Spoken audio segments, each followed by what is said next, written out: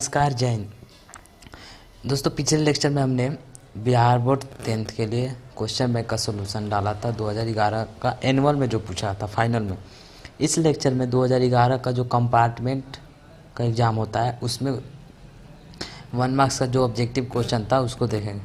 चलिए लेक्चर को स्टार्ट करते हैं। जो स्टूडेंट नया है इस चैनल को सब्सक्राइब कर लें और बेल आइकन को प्रेस कर दें। जैसे ही मैं नया वीडियो अपलोड करूँ आपका नोटिफिकेशन सबसे पहले पहुँचे। चलिए लेक्चर को स्टार्ट करते हैं।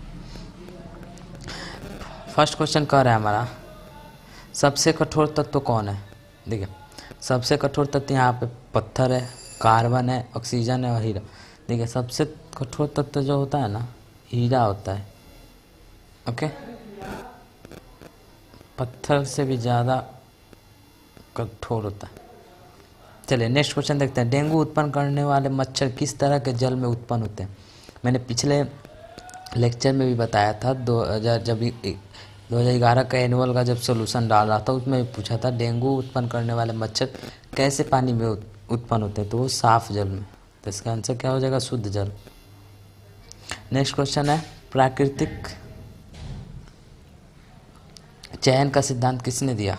प्राकृतिक चयन का सिद्धांत किसने, डार्विन है। ये आपका बायोलॉजी का। ओके, नेक्स्ट है, प्रकाश संश्लेषण द्वारा किसकी प्राप्त होती है। अच्छा, प्रकाश संश्लेषण से हमें क्या प्राप्त होता है, तो वसा होती है। ये तो सिंपल है। चलिए नेक्स्ट देखते हैं। अब बायोलॉजी का क्वेश्चन एक और है, मुकुलन द्वारा अलैंगिक जनन किस में होता है। मुकुलन द्वारा अलैंगिक जनन हमारा अमीबा में होता है। किस में होता है, अमीबा में। नेक्स्ट है, आवेश का ऐसा ही महत्व। आवेश का ऐसा ही महत्व क्या होता है, कूलाम होता है। यह सिंपल है, याद होगा आपको सबको। नेक्स्ट है, 1 ओम और 2 ओम के प्रतिरोध को श्रेणी क्रम में 6 वोल्ट की बैटरी से जोड़ा जाता है तो परिपथ में धारा का मान क्या हो। देखिए, आपने ये फॉर्मूला पढ़ा होगा, फिजिकल टू IR पढ़ा है। तो हमें करंट पूछ रहा है, I= क्या होगा, V/R होगा। क्लियर। देखिए, हमको दिया क्या है, प्रतिरोध को किसने दिया, 2 है और वोल्ट 6 वोल्ट। तो इसको हम देखेंगे पहले। फार्मूला आपका क्या हो जाएगा, I= V/R। देखिए, पहले हम लोग R निकालते हैं। I= क्या हो जाएगा, जब श्रेणी क्रम में हो तो R=R1 + R2 हो जाएगा। ओके, R1 हमारा कितना दिया है, 1 और R2 2 दिया है। टोटल कितना हो जाएगा, 3 ओम। ओके, ये ओम है जो सिंबल होता है प्रतिरोध का। और हमारा V दिया ये, R मिल गया, V हमारा हो गया 6 वोल्ट में I निकालना है तो 6/3 कितना हो गया, 2 एम्पियर। राइट आंसर का हो जाएगा हमारा 2 एम्पियर। 2 एम्पियर हो गया। वही फॉर्मूला ही दे आपको पूछ दिया। ओम का नियम का गणितीय रूप क्या है। ओम का नियम किससे होता है, V=IR, I=V/R। Clear. Next question कर रहा है, मलेरिया उत्पन्न करने वाला मच्छर किस तरह के जल में उत्पन्न होता है। देखिए, डेंगू जो मच्छर होता है ना, वो साफ जल में उत्पन्न होता है, लेकिन वो जब काटता है तो उससे कौन सी बीमारी होती है, डेंगू का बीमारी होता है। लेकिन मलेरिया उत्पन्न करने वाले मच्छर जो होते हैं वो गंदा जल में उत्पन्न होते हैं। ये 2 क्वेश्चन फेमस क्वेश्चन है, इसको आप लोग रटिएगा, इसमें कन्फ्यूजिंग बहुत होता है आपको। ओके, नेक्स्ट क्वेश्चन है, ओजोन परत पाया जाता है। ओजोन परत कहाँ पर। देखिए, ओजोन जो होता है ना, O3 आने वाले दिन में बहुत खतरनाक हो जाए, क्योंकि इसका जो लेयर होता है ना भाई, हमारे पृथ्वी के ऊपर होता है। जो प्रकाश की किरणें आती है ना, रे, उससे हानिकारक जो रे आती है उससे ओजोन परत जो है हम पृथ्वी पर आने नहीं देता। जो प्रकाश से, सूर्य के प्रकाश से जो हानिकारक रे निकलती है उसको ये करता क्या है, पृथ्वी तक आने से रोकता है। ओके, तो ये क्या है, वायुमंडल के ऊपरी सतह पर, पृथ्वी के ऊपरी सतह पर रहता है वायुमंडल, आसमान। चलिए नेक्स्ट क्वेश्चन देखते हैं। आई होप क्लियर हो गया सारा क्वेश्चन।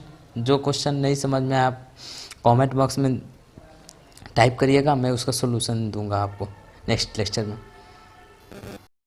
चलिए नेक्स्ट क्वेश्चन है, ओजोन के अणु में कितने परमाणु हैं।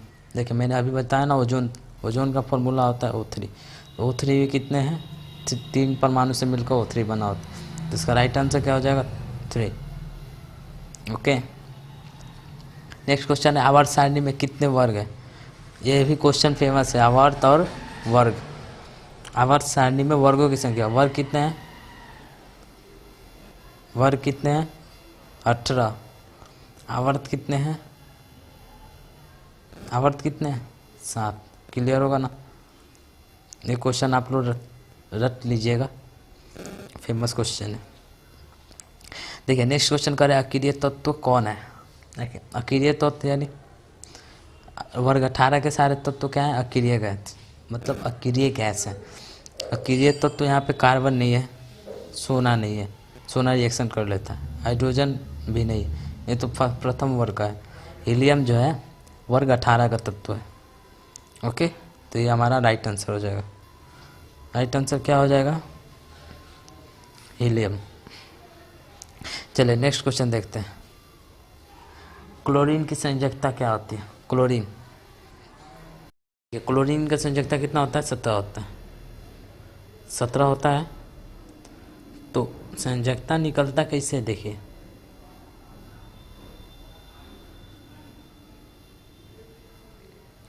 संयोजकता जो आप ये पढ़े हैं कक्षा, ये इसमें कितना होता है? 2।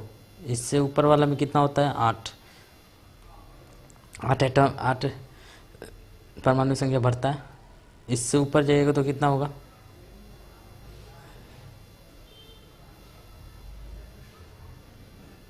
इससे ऊपर जाइएगा तो भी 8 होगा। ओके, देखिए तो हमें भर संयोजकता जो होता है अंतिम कक्षा में जितना बचा होता है उसमें कितनी इलेक्ट्रॉनों की आवश्यकता होती है उसे हम संयोजकता बोलते हैं। तो देखिए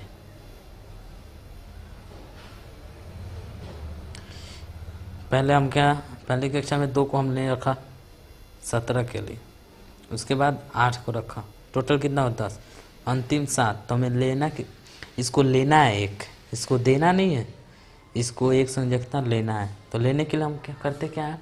माइनस लगाते हैं, देने के लिए 1। ओके, जब ये देता है तो 1 और जब लेता है तो इस -1, तो इसका राइट आंसर क्या हो जाएगा? 1। चलिए आई होप समझ में आया होगा। चलिए नेक्स्ट क्वेश्चन देखते हैं, हाइड्रोकार्बन कौन है? अच्छा, हाइड्रोकार्बन को पहचानने का एक तरीका है, जो हाइड्रोजन और कार्बन से जो तत्व बना होता है ना उसे हाइड्रोकार्बन कहते हैं। हाइड्रोकार्बन मतलब होता है हाइड्रोजन प्लस कार्बन, हाइड्रोकार्बन होता है। तो आप इनमें देखिए,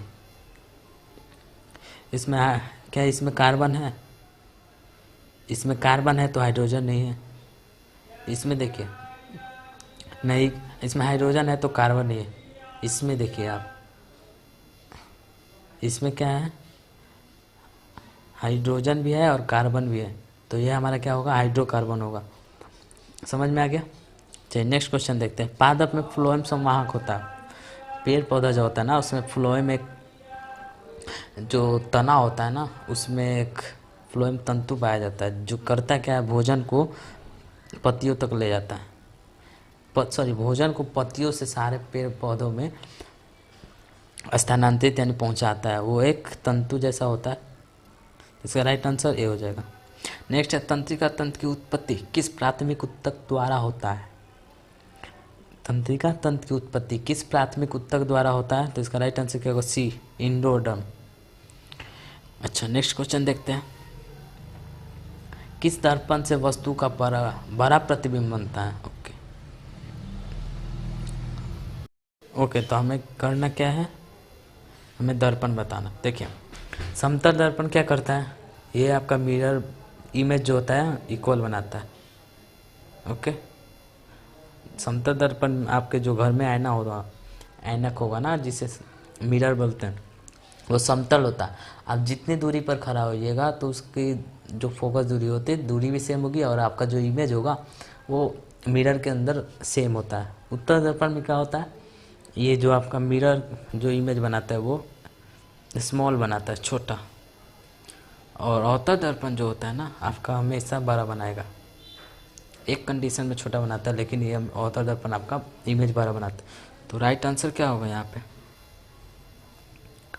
राइट आंसर होगा अवतल दर्पण। क्लियर? नेक्स्ट है टू क्षमता वाले लेंस का फोकसांतर होगा। अच्छा, डी क्या है? डी फोकस दूरी जो होता है ना डायोप्टर, उसका एसआई मात्रक है। बोले पावर का एसआई मात्रक डायोप्टर होता है लेंस में।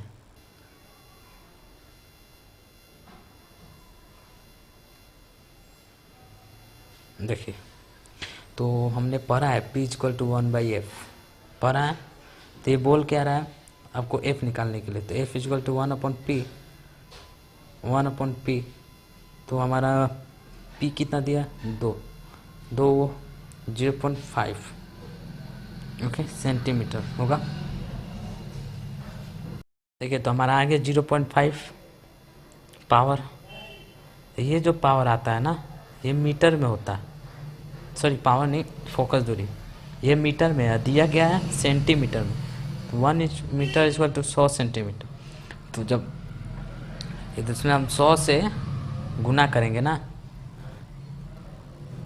जब हम 0.5 को 100 से गुना करेंगे तो हमारा 50 सेंटीमीटर आएगा। ओके, तो राइट आंसर हमारा क्या हो जाएगा? राइट आंसर हमारा 50 सेंटीमीटर। Okay, clear? चलिए नेक्स्ट क्वेश्चन कर रहे हैं, निकट दृष्टि दोष का निवारण किस लेंस से होता है? देखिए, मैंने 2011 एनुअल का जो सॉल्यूशन दिया था उसमें भी क्वेश्चन था निकट दृष्टि दोष के लिए कौन सा लेंस का उपयोग होता है। ओके, तो निकट दृष्टि दोष में होता क्या, पहले ये बताइए। निकट दृष्टि दोष में होता है निकट की वस्तु दिखाई देगी लेकिन दूर की वस्तु नहीं दिखाई देगी। तो दूर की वस्तु दिखने के लिए हमें करना क्या होगा? दूर की वस्तु को देखने के लिए हमें करना क्या होगा? लेंस जो हमारा फोकस दूरी है उसको एक पॉइंट पर लाना होगा। ओके, तो ये काम करता कौन है? उत्तल लेंस करता है। क्लियर? चलिए नेक्स्ट क्वेश्चन के ऊपर थे।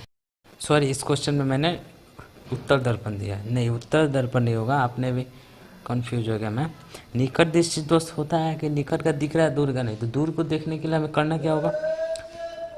फोकस को फैलाना होगा ना। हमारे आँख में जो रेटिना होता है ना, उसकी दूरी कम हो जाती है फोकस दूरी। तो फोकस दूरी बढ़ाने के लिए उत्तल लेंस का उपयोग होता है। ये आप लोग सुधार कर लीजिएगा, बाई मिस्टेक हो गया। चलिए नेक्स्ट क्वेश्चन की ओर बढ़ते हैं। चलिए नेक्स्ट क्वेश्चन कर रहा है इंसुलिन की कमी से सामान्यतः तो कौन सा रोग होता है?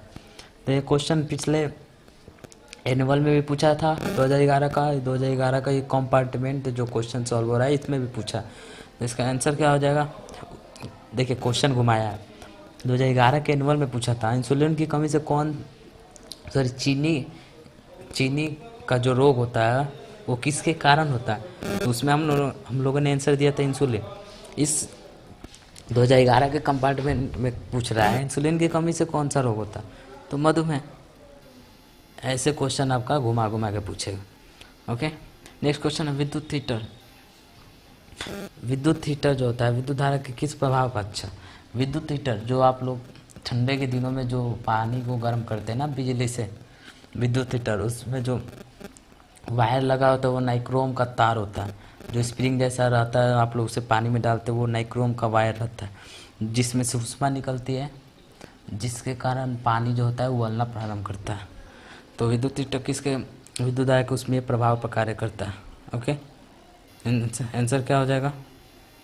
विद्युत धारा के उसमें प्रभाव। नेक्स्ट है बैटरी से प्राप्त धारा किस प्रकार? देखिए, घरों में जो बिजली आती है वो ऐसी जाती है, लेकिन जो बैटरी होता है ना वो डीसी करंट देता है। तो राइट आंसर क्या हो जाएगा? DC current. नेक्स्ट है नमक का रासायनिक नाम एवं सूत्र लिखें। अच्छा, नमक जो आप खाते हैं उसका रासायनिक नाम होता है NaC, सोडियम क्लोराइड। NaC है उसका सूत्र होता है। ओके, देख लीजिए। अच्छा, एक और क्वेश्चन है दूध से दही बनना कैसे? अच्छा, दूध से दही जो बनता है वो रासायनिक अभिक्रिया है। ओके, याद रखिएगा आप लोग। चलिए नेक्स्ट क्वेश्चन की ओर बढ़ते हैं।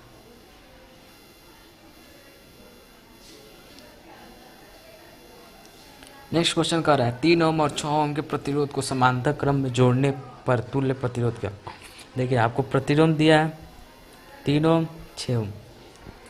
जब इन प्रतिरोधों को समांतर क्रम में जोड़िएगा तो फॉर्मूला क्या होता है? Are equivalent equal to 1/R1 + 1/R2 को जो जितना आपको प्रतिरोध दिया रहेगा समांतर में आपको करना क्या है, उसका सारे का इन्वर्स करके जोड़ देना, और फिर आपको इक्विवेलेंट जब निकालिएगा तो आपको उसको पलट देना जैसे कैसे।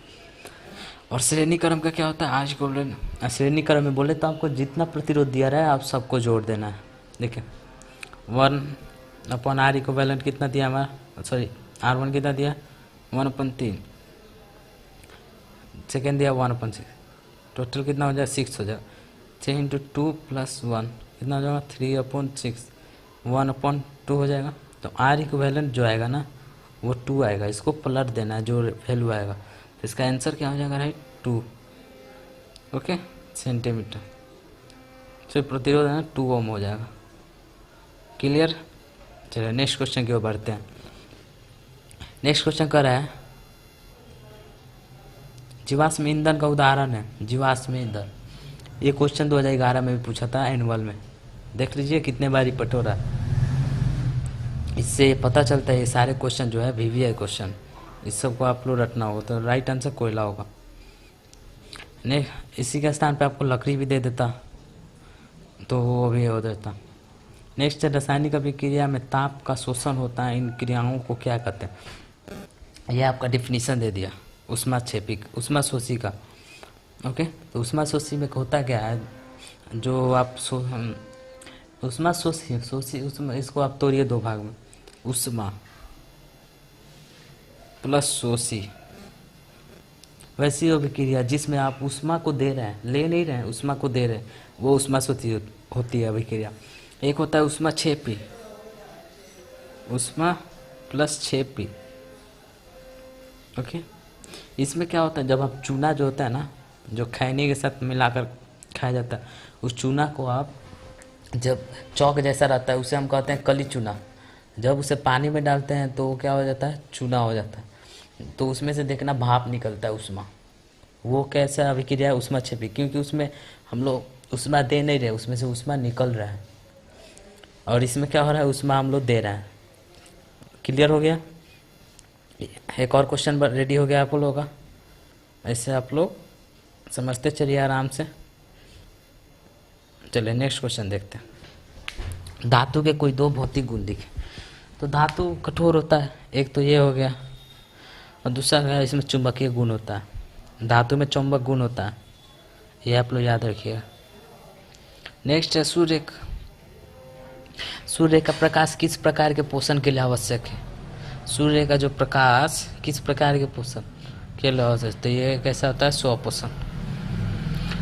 नेक्स्ट है मस्तिष्क किस क्रिया के लिए उत्तरदायी है। मस्तिष्क जो हमारा ब्रेन जो होता है, ये नियंत्रण किसको करता है, हमारे बॉडी को करता है, तो ये नियंत्रण के लिए होता है। नेक्स्ट है परागकोश के मध्य में क्या होता है। परागकोश जब आप फूल पढ़िएगा ना, फूल, सॉरी यहाँ फिगर बनी, फूल आप देखिएगा ना, उसमें इस तरह निकला हुआ रहता है, ऐसे देखिएगा बीच में। ओके, उसमें एक परागकण होता है, परागकण होता है, उस जो दाना दाना जैसा दिखेगा आपको। अड़हुल का फूल देखें, उसमें देखिएगा, उसमें दिखेगा, उसी को हम लोग परागकण कहते हैं। तो उसके मध्य में क्या होता है, परागकण होता है। क्लियर। चलिए नेक्स्ट क्वेश्चन की ओर बढ़ते हैं। ये है हमारा लास्ट क्वेश्चन 2011 का कंपार्टमेंट। कह रहा हाइड्रोकार्बन क्या है। ऑब्जेक्टिव में अभी हमने इसको देखा था, हाइड्रोकार्बन जो हाइड्रोजन और कार्बन से मिलकर बना होता है, तो इसको लिख देना है 1 वर्ड में। नेक्स्ट है प्रतिरोध का संयोजन क्या है, कितने प्रकार का, यह आपका 2 मार्क्स का क्वेश्चन है।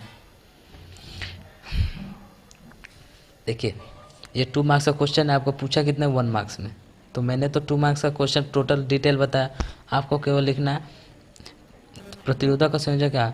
परिपथ में उपस्थित सारे प्रतिरोधों को जब एक साथ जोड़ा जाता है ना, और उसका रिजल्टेंट निकाला जाता है, तो वो क्या होता है, संयोजन होता है।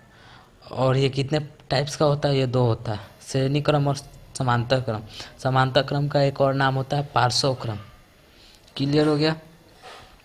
चलिए अब नेक्स्ट लेक्चर में अब मैं आप लोगों को मैथ का सलूशन लाऊंगा। इसी के साथ लेक्चर को समाप्त करते हैं। और जो स्टूडेंट 2022 के लिए प्रिपरेशन कर रहे हैं उनको आप प्लीज़ शेयर करिए कि इनका बेनिफिट उनको भी, वीडियो का कुछ बेनिफिट उनको भी प्राप्त हो। ओके, चलिए, जय हिंद, जय भारत।